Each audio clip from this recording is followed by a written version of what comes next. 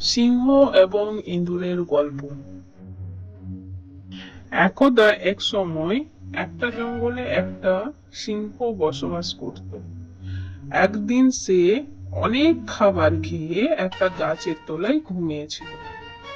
কিছুক্ষণ পর একটা ইঁদুর এসে সিংহের পেটে খেলা করতে শুরু করলো।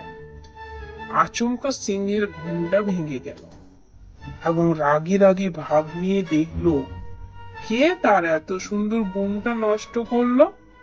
সে দেখলো একটা ছোট্ট ইঁদুর তার পায়ের কাছে দাঁড়িয়ে আছে। সিংহটি রাগে ঝাঁপিয়ে ইঁদুরটিকে মারতে গেল। ইঁদুরটি তাকে অনুরোধ করলো তাকে যেন না মারে। সিংহের মনে দয়া হলো এবং ইঁদুরটিকে ছেড়ে দিল। ইঁদুরটি দৌড়ে পালালো।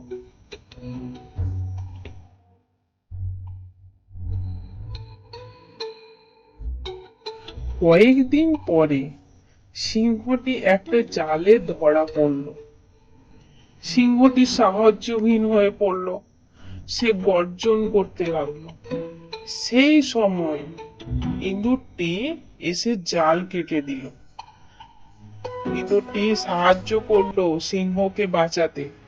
পরে তারা দুজনে খুব ভালো বন্ধু হয়ে গেল এবং তারা দুজনেই জঙ্গলে সুখে বসবাস করতে লাগলো। নীতি কথা: বিপদের বন্ধুই প্রকৃত বন্ধু। আমার ভিডিওটি ভালো লাগলে অবশ্যই লাইক কমেন্ট করবেন এবং পাশে থাকা বেল আইকনটি টিপে দিবেন যাতে নতুন নতুন ভিডিও এলে আপনারা সবার আগে পেয়ে যান। আপনারা ভালো থাকবেন, সুস্থ থাকবেন। আবার পরের ভিডিওতে দেখা হচ্ছে। টাটা।